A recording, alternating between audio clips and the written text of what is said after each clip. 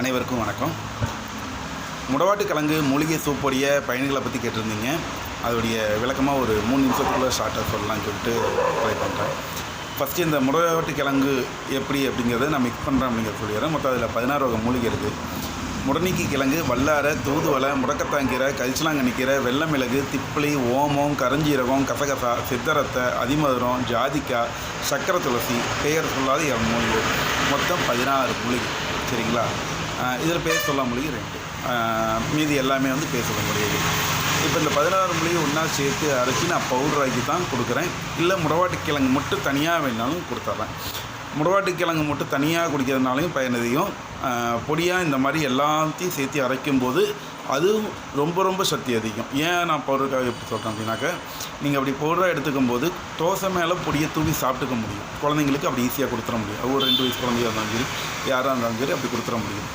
பெரியவங்களும் தோசையிலே போட்டு சாப்பிட்டுக்கலாம். இல்லை அவங்க கத்தலை டீக்கு பதிலாக சூப் மாதிரி குடிக்கணும்னு யோசனை பண்ணால் கூட 1 டம்ளர் தண்ணிக்கு 1 ஸ்பூன் மட்டும் மூலிகை சூப் பொடியை போட்டு கூட கொஞ்சோண்டு உப்பு, மஞ்சத்தூள், மிளகுத்தூள் சேர்த்து கொதிக்க வச்சு நம்ம குடிச்சிக்கலாம். அது ரொம்ப நல்லா இருக்கும், ஹெல்த்தியாக இருக்கும், நோய் சக்தி அதிகரிக்கும்.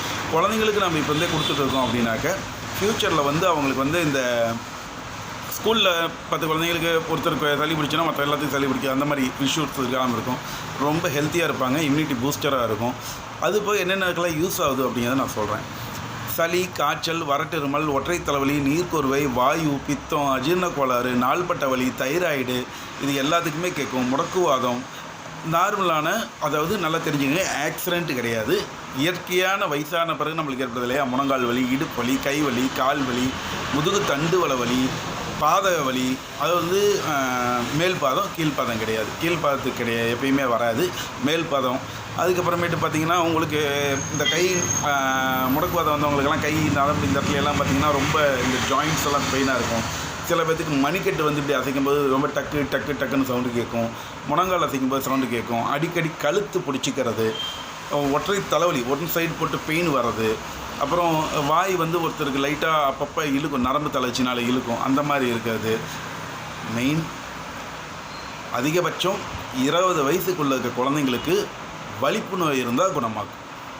முடவாட்டு கிழங்கு மூலிகை சூப்பு பொடி அவ்வளவு சத்தானது. இப்போ நான் சொல்லியிருக்கிறது எல்லாமே பொடிக்கானது தாங்க. இதுவே வந்து முடவாட்டு கிழங்கா சாப்பிட்ணுன்னா எப்படிங்கிறத நாளைக்கு இன்னொரு வீடியோவில் தெளிவாக உங்களுக்கு நான் சொல்கிறேன். இன்றைக்கி நான் சொன்னது உங்களுக்கு புரிஞ்சிருக்குன்னு நினைக்கிறேன். புரியலைனாலும் என்னை தொடர்பு கொள்ளுங்கள், நான் தெளிவாக மறுபடியும் கூட சொல்கிறேன். உங்களோட கலந்துரையாடுறது எனக்கு மிகவும் மகிழ்ச்சியாக இருக்குது. தொடர்பு கொள்ளுங்கள். ஸ்ரீவாரி டைனர்ஸ், இளங்கோ, திருப்பூர்.